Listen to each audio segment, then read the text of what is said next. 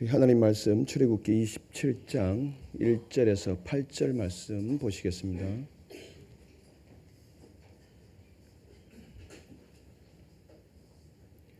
교독하도록 하시겠습니다. 너는 조각목으로 길이가 5규빗, 너비가 5규빗, 새 제단을 만들되 네모 반듯하게 하며 높이는 3규빗으로 하고 모퉁이 위에 뿔을 만들되 그 뿔이 그것에 이어지게 하고 그 제단을 노수로 싸고 재를 담는 통과 부삽과 대야와 고기 갈고리와 불 옮기는 그릇을 만들되 제단의 그릇을 다 노수로 만들지며 제단을 위하여 노수로 그물을 만들고 그 위 네 모퉁이에 놋고리 넷을 만들고 그물은 제단 주위 가장자리 아래에 곧 제단 절반에 오르게 할지며 만들고 노수로 쌀지며 제단 양쪽 고리에 그 채를 끼워 제단을 매게 할지며 제단은 널판으로 속이 비게 만들되 산에서 내게 보인 대로 그들이 만들게 하라. 아멘. 복된 주일 하나님께 예배드리러 나오신 판교성전과 강남성전 각 처소에서 온라인으로 함께하고 계신 성도님들을 환영하고 축복합니다. 오늘도 예배하는 모두에게 하나님의 임재가 경험되기를 소망합니다. 앞뒤 좌우 인사 한번 나누실까요? 반갑습니다. 잘 오셨습니다.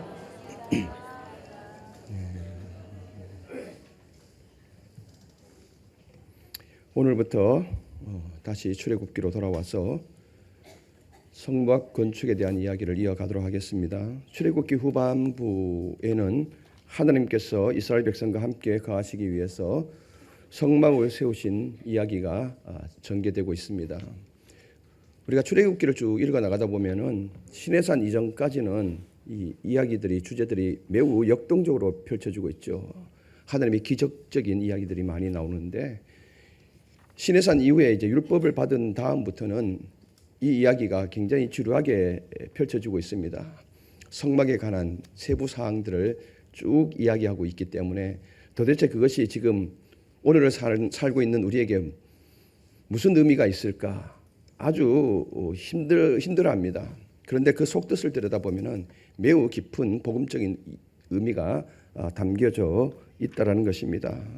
그래서 성막은 단순한 텐트가 아닙니다. 천막이 아니고 하나님의 임재의 중심이며 은혜의 교실이기도 하고 구속사의 한 모형입니다. 그 성막을 통해서 우리를 위한 구속의 은혜가 지금 쭉 흘러가고 있음을 우리는 알게 됩니다. 본문 출애굽기 27장을 보면은 하나님께서 성막을 지으시고 명령하시면서 그곳에 반드시 있어야 할 물건들을 알려줍니다. 그 중에서도 이스라엘 백성들이 성막으로 들어올 때에 가장 먼저 마주치게 되는 것이 지성소도 아니고 그리고 등대도 아니고 떡상도 아닙니다. 가장 먼저 성막을 들어왔을 때에 마주치는 것이 번제단입니다. 오늘 읽은 우리 본문 가운데 말씀되고 있는 번제단. 오늘 이 본문을 통하여서 바로 그 성막 안뜰에 설치된 첫 번째 기구, 이 번제단에 대한 의미를 조금 더 되돌아보기를 원합니다. 하나님 앞에 나가는 예배는 바로 이 번제단에서부터 시작된다는 것을 여러분들 분명히 기억했으면 좋겠습니다. 하나님의 은혜도 바로 이 제단에서부터 흘러 나온다는 것입니다. 오늘 이 시간 이 번제단의 의미, 이것을 통해서 하나님의 은혜가 어디서부터 출발하게 되는지, 그리고 우리의 예배가 어디서부터 시작되어야 하는지에 대해서 함께 묵상해 보십시다. 먼저 1절을 다시 한번 읽어 보실까요? 너는 조각목으로 길이가 5규빗, 너비가 5규빗의 제단을 만들되 네모 반듯하게 하며 높이는 3규빗으로 하고. 아멘. 한 규빗이 45cm 정도 되죠. 그러면은 감이 잘 안 오는데 여러분들이 바닥을 내려다 보시면은 타일이 깔려져 있죠. 이 타일이 한 장의 크기가 45cm입니다. 그러면 이거 5장이 가로 세로로 이렇게 재어 보면은 이 5장의 크기를 보면은 이 제단이 얼만큼 큰지를 우리가 알 수가 있습니다. 우리 그림을 한번 보고 한번 본문으로 한번 들어가 볼까요? 그림 한번 보실까요? 저게 이제 번제단인데요. 성막 동쪽 문을 통해서 성막으로 먼저 들어가게 되면은 이 가장 먼저 마주치는 것이 저 번제단입니다. 가로 세로 똑같이 정사각형의 2.25m 정도, 높이는 1.35m 정도 되는 번제단. 그리고 양 기퉁이에 뿔들이 지금 자리 잡고 있죠. 4개의 뿔들이 자리 잡고 있고, 그 다음에 이것을 어깨에 메고 갈 수 있도록 고리에 메어서 채가 준비되어져 있고, 그 밑에 보면은 번제를 드리기 위한 이 기구들이 5가지 종류의 기구들이 자리하고 있습니다. 그 다음 그림 한번 보실까요? 이것은 이제 성막의 모형인데요. 동쪽 저 출입문으로 들어갔을 때 제일 먼저 마주치는 것이 저기 번제단 최고 앞쪽에 위치하고 있죠. 그 다음에 물두멍을 거쳐서 저기 지성소, 성소로 들어가게 되는데, 성소는 지성소와 성소로 구분되어져 있죠. 지성소 안에 언약궤가 위치해 있고, 지성소에 대해서는 지난번에 우리가 말씀을 드렸습니다.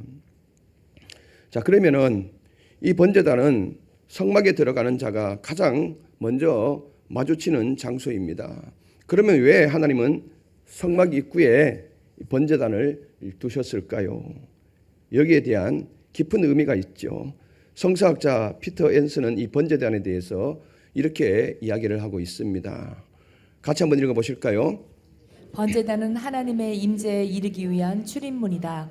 제사함과 헌신 없이 그 누구도 거룩하신 하나님께 나아갈 수 없다. 아멘. 성사학자 피터 앤스가 이렇게 번제단에 대해서 이야기를 합니다. 이 번제단을 통과하지 않고서는 하나님의 임재에 들어갈 수 없다라고 이야기합니다. 그러면서 여기에는 제사함과 헌신이 있는 자리다.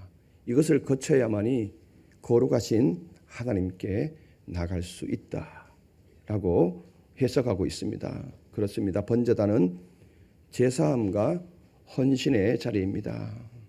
예배는 죄인이 하나님의 임재 앞에 들어가는 여정입니다.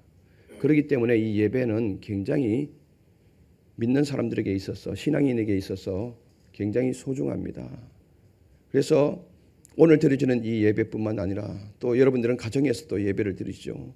이 예배 하나하나가 연결되어져서 결국에는 우리가 영원한 하나님의 임재로 들어가게 된다는 것입니다. 그래서 이 예배를 여러분들 절대 소홀하지 않기를 바랍니다. 천국으로 향하고 있는 하나의 여정들입니다. 그 출발점은, 예배의 출발점은 찬양이나 설교가 아닙니다. 요즘은 예배들이 다양한 형태로 진행되고 있죠. 저희 교회처럼 이제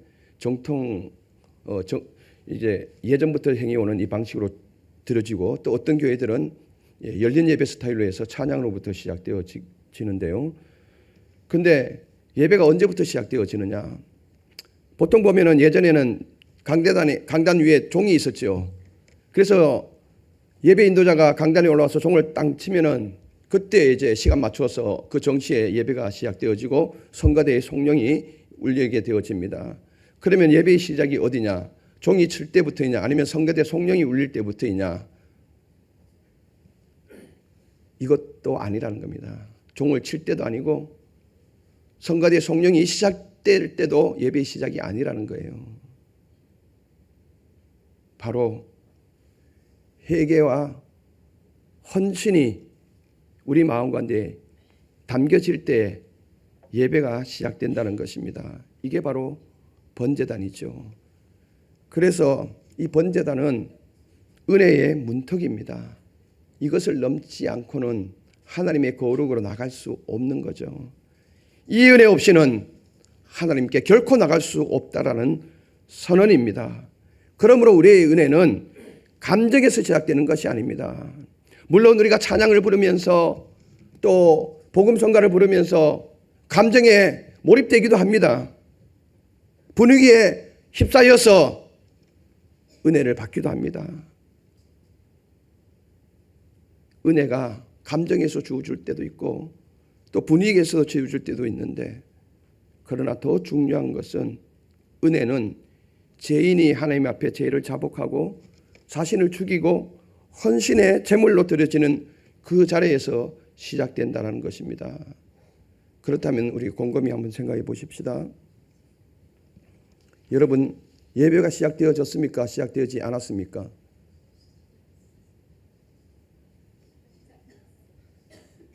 예배가 시작되어졌죠. 본문의 의미를 한번 깊이 생각하면서 한번 생각해 보겠습니다. 오늘 본문을 해석을 한다면은 번제단은 하나님의 은혜로 들어가는, 하나님의 거룩으로 들어가는 문턱이라고 했습니다. 이 번제단은 지금으로 말하면은 바로 십자가를 의미합니다. 그러면 우리가 성전문을 열고 들어와서 자리에 앉았을 때 가장 먼저 보는 것이 무엇입니까? 집안에 가스불 안 끄고 왔는데 비가 오면은 빨래를 밖에 널고 왔는데 그것이 아니고 가장 먼저 보이는 것이 십자가입니다. 이 죄인된 내가 한 주간 세파 속에서 살면서 알게 모르게 묻은 이 때가 저 십자가를 붙들 때에 그 십자가에 설리신 이 보혈의 피가 나를 덮게 되어지고 그 은혜가 나의 삶 속에 들어올 때에 예배가 시작되는 것입니다. 거기서 은혜가 출발되게 되는 것입니다. 그러면 다시 한번 물어보겠습니다. 여러분, 예배가 시작되었습니까? 할렐루야. 우리가 종을 치고 성가대에 성령이 흘러나오는 것은 예배의 형식입니다. 물론 형식을 통해서 하나님은 역사하시는 거죠. 그것에 마음을 담는 거죠. 그런데 우리의 마음은 늘 여기에 와 있어야 되는 거예요. 하나님의 은혜가 없이는, 보혈의 덮어주심이 없이는 우리는 하나님께 나갈 수 없는 죄인입니다. 오늘도 그 보혈의 은혜로 우리를 덮어주셨기 때문에 하나님의 임재 안으로 우리가 들어갈 수 있고 하나님께 예배를 드릴 수 있다는 것, 이것을 잡을 때, 십자가의 은혜를 잡을 때 예배가 비로소 시작되어지는 것입니다. 이제부터는 여러분들 꼭 이 십자가를 붙들면서 예배를 시작했으면 좋겠습니다. 이 말씀이 더욱 뚜렷하게 나타나는 것이 바로 2절에 있습니다. 2절 같이 한번 읽어보실게요. 그 내 모퉁이 위에 뿔을 만들되 그 뿔이 그것에 이어지게 하고 그 제단을 노수로 싸고. 아멘. 그림에서 여러분들 보셨잖아요. 내 모퉁이에 뿔이 있었지요. 그것을 만들고 노수로 싸라고 하십니다. 이 뿔은 단순한 장식이 아닙니다. 피를 통한 제사함이 서는 데는 바로 그 자리가 번제단의 뿔이었습니다. 인간을 위한 속죄의 피를 이 뿔에 바른 것이죠.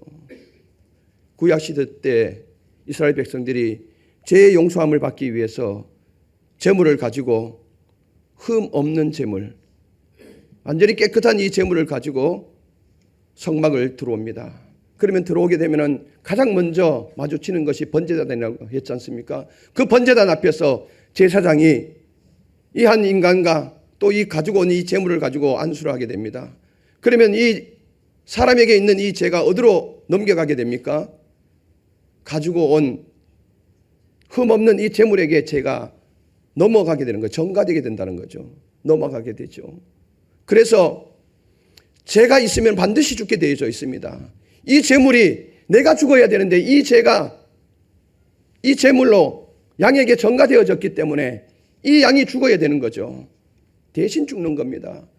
그래서 당사자가 양의 목을 칼로 땁니다. 제사장이 따는 것 아니라고 그랬죠. 자신이 땁니다. 당사자 자신이 가장 흠없는 깨끗한 제물을 목으로 땁니다. 그러면 그 목에서 피가 흐르게 되죠. 그 피를 발라서 어디에 바릅니까? 이 제단 네 귀퉁이의 뿔에다가 하나 바르면서 내가 죽어야 되는데 나를 대신해서 누가 죽었습니까? 그때 당시는 양이고 지금은 뭐예요? 예수님이 돌아가신 거잖아요. 하나하나 바르면서 그 죄의 은혜를 생각하게 되는 것이죠. 가끔 기도하시는 분들 중에서는 이 내용도 담고 있습니다. 하나님, 간절한 마음으로 이 제단의 뿔을 잡고 기도합니다. 예전에 그런 기도를 많이 했습니다. 이 제단 뿔의 의미를 제대로 알고 계신 거죠. 은혜는 피 흘림을 통해서만 흘러가게 되어집니다. 여기에 대해서 히브리서 기자는 분명하게 말씀하고 있습니다. 9장 22절 한번 보실까요? 다 같이요. 율법을 따라 거의 모든 물건이 피로써 정결하게 되나니 피 흘림이 없은즉 사함이 없느니라. 아멘. 율법을 따라 거의 모든 물건, 특히 성막 안의 물건들은 모든 피로서 정결하게 만들었던 거죠. 더군다나 죄 많은 인간, 이 인간은 피 흘림이 없이는 사함이 없다라고 분명하게 히브리서 기자는 말씀하고 있습니다. 제사함의 효력이 바로 여기서 시작된다는 의미입니다. 그러므로 제단의 뿔은 심판받아 마땅할 죄인이 하나님의 자비 안에 안기는 자리입니다. 은혜의 자리이죠. 제단뿔은 죄의 무게가 하나님의 자비로 옮겨지는 은혜의 통로이기도 합니다. 그래서 구약시대 사람들은 위급할 때, 어려운 일이 있을 때, 힘든 일을 만났을 때에 제단뿔을 붙들며 살려달라고, 도와달라고 간청했던 것입니다. 그만큼 이 뿔은 은혜와 보호, 자비의 상징이었던 것입니다. 성경 말씀에 이것이 매우 뚜렷하게 나타나는 구절이 있는데요. 열왕기상 1장 50절 한번 보시겠습니다. 아도니아도 솔로몬을 두려워하여 일어나 가서 제단 뿔을 잡으니. 아멘. 누가 제단뿔을 잡았다고요? 아도니아가 제단뿔을 잡았다는 거예요. 이 성경의 배경을 보면은 다윗이 이제 말년이었습니다. 완전히 노쇠해서 이제 왕의 권자를 승계할 그 단계에 있었던 거죠. 그래서 이 왕자의 자리, 왕의 승계는 솔로몬을 통해서 이제 넘어가겠다라고 이미 약속되어진 거죠. 근데 중간에 이 다른 아들이 아도니아가 이 자리를 자신이 미리 깨차려고 반역을 꾀한 거예요. 이 소식을 이미 알았던 다윗이 빨리 솔로몬을 불러다가 왕의 자리를 계승하게 됩니다. 그러면 이제 솔로몬이 정식적으로 왕으로 등극하게 되죠. 그러면은 반역을 꾀한 아도니아는 어떻게 됩니까? 죽는 거죠. 죽어야 되는 거죠. 반역을 꾀했기 때문에. 근데 이때 아도니아가 얼른 성전으로 들어가서 이 제단의 뿔을 잡은 거예요. 살려달라고 제단 뿔을 잡은 거예요. 솔로몬이 죽였겠어요? 안 죽였겠어요? 안 죽였습니다. 물론 나중에 이 아도니아가 정식적으로 솔로몬을 돕지 않아서 결국에는 죽게 되는데 그 당시에는 솔로몬이 죽이지 않았습니다. 왜? 제단뿔을 잡고 살려달라고 간청했기 때문에. 여러분, 이게 우리에게 큰 은혜입니다. 우리에게도 이 제단뿔에 속죄의 은혜가 필요하죠. 살면서 이 삶의 무게가 너무 힘들어서, 아니면은 죄의 무게가 너무 많아서 눌려 있을 때에 우리가 가장 먼저 붙잡아야 할 것이 이 제단뿔이라는 거예요. 이 뿔은 바로 예수 그리스도 보혈의 피를 상징합니다. 그러므로 여기에는 복음의 깊은 이야기가 담겨져 있는 거죠. 하나님이 여전히 그 뿔에서 피 흘리신 예수님의 은혜를 우리에게 흘려보내고 계십니다. 그래서 십자가의 피가 그 뿔에 바른 피가 되어서 오늘 우리가 이 십자가를 붙들고 있으면은 그 보혈의 피가 우리를 덮게 되고 우리는 그 눌림에서 자유롭게 된다는 것입니다. 여러분, 살면서 지칠 때, 힘이 들 때, 어려울 때, 기쁠 때 여러분들 십자가를 붙들기 바랍니다. 이 십자가를 붙들면은 하나님이 그 보혈로 한없이 덮어주시는 거예요. 거기서부터 우리는 모든 것에서 자유함이 있게 되는 것입니다. 십자가는 오늘날 우리에게 주어진 새로운 번제단입니다. 그 십자가를 붙드는 것이 은혜의 출발점입니다. 그러므로 우리의 예배는 십자가를 붙든 데서부터 시작되어져야 합니다. 이 은혜가 여러분들 예배 때 가운데 꼭 있기를 바랍니다. 그리고 더 은혜로운 것은 6절 7절 말씀에 있습니다. 6절 7절 한번 같이 한번 읽어보실까요?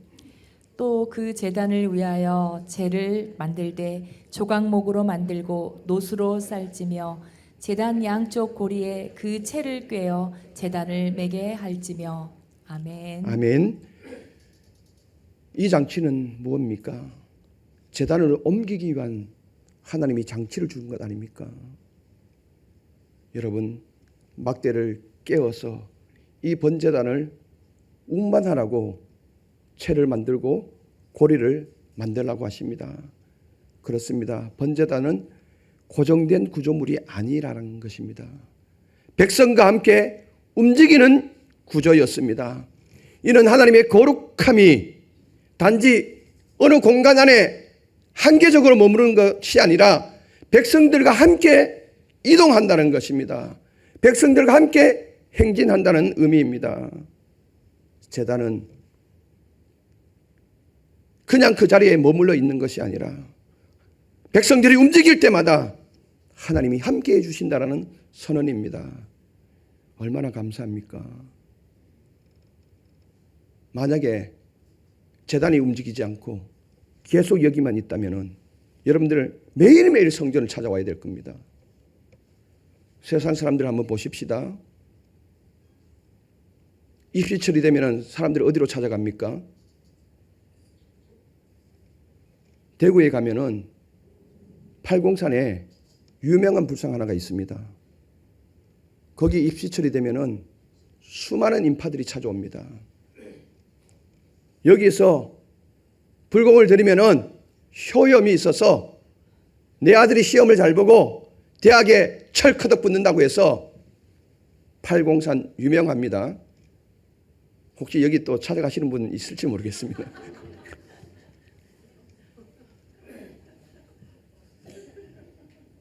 여러분, 우리 하나님은 그런 하나님이 아닙니다.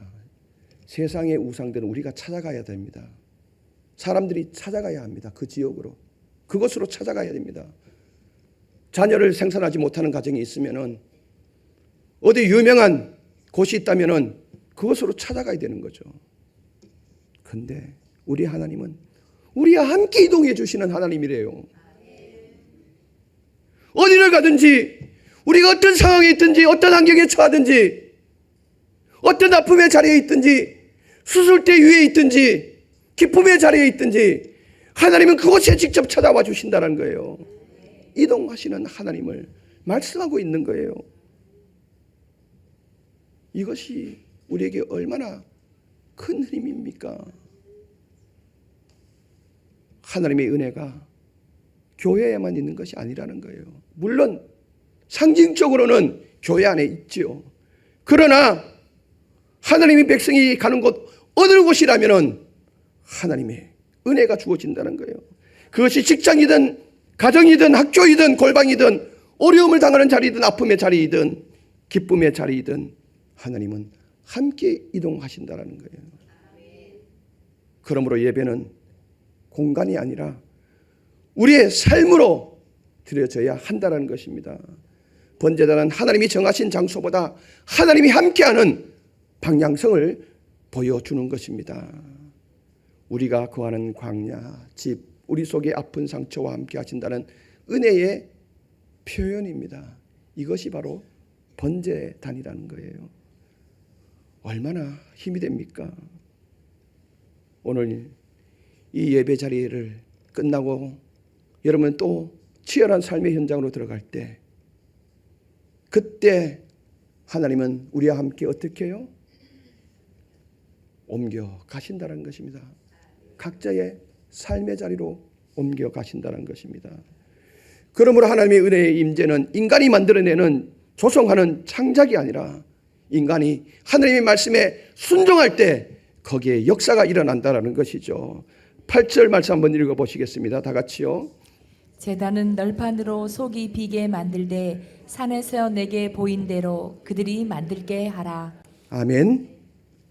하나님은 산에서 내게 보인 대로 내가 너에게 보인 식양대로 만들라 말씀하셨습니다. 하나님의 은혜는 우리의 방식이 아니라 오직 하나님의 방식으로 하나님의 계시에 순종할 때 그 은혜가 흐르게 된다는 것입니다. 우리가 어디서 어떤 제단을 쌓든 어떤 예배를 드리든 하나님의 말씀대로 순종하면은 거기에 하나님의 은혜가 흐른다는 것입니다. 그런데 오늘 우리가 이 성전에서 예배를 드리고 있지 않습니까? 귀한 장소에서 예배를 드린다 할 때 우리가 내 방식대로 내 임의대로 이 말씀을 따라 살아가면서 예배를 드리면 이 거룩한 장소에서 예배를 드린다 해도 그 예배는 받지 않는다는 것입니다. 그것은 우상숭배라는 거예요. 왜? 자기를 위한 예배이기 때문에 그렇습니다. 끔찍하지 않습니까? 오늘 내가 시간을 내어서 이 드리는 예배가 우상숭배의 예배라면 얼마나 끔찍하겠습니까? 하나님대로 말씀대로 순종하지 않는 것, 그것은 바로 나를 위한 예배이고 바로 우상숭배가 된다는 것입니다. 그렇기 때문에 우리는 말씀대로 하나님이 명하신 대로 우리가 순종할 때 거기에 하나님의 예배 가운데 임재하시는 은혜를 체험하게 된다는 것입니다. 여러분, 오늘 또 우리는 하나님의 은혜를 사모하며 예배의 자리에 있습니다. 꼭 기억하십시오. 은혜의 출발점은 번제단에서부터입니다. 이 번제단은 십자가입니다. 이 십자가에서 우리의 죄가 태워지고 우리의 자아가 내려지고 그리고 이 십자가를 붙들고 엎드릴 때에 비로소 예수 그리스도의 보혈이 덮여져서 거기서 은혜가 시작되게 되는 것입니다. 하나님의 은혜의 자비가 흐르는 이 번제단 앞에서 매일 설 수 있기를 바랍니다. 매일매일 여러분의 삶 가운데 십자가를 붙드시기 바랍니다. 그 십자가가 바로 은혜의 출발점이고 예배의 시작점입니다. 여러분들이 어디에 있든지 상관없습니다. 십자가만 붙들면은 거기에 은혜가 시작되어지며 예배가 시작되는 것입니다. 이번 한 주간도 이 십자가를 붙들고 여러분들 은혜 안에 사는 복된 삶이 되었으면 좋겠습니다.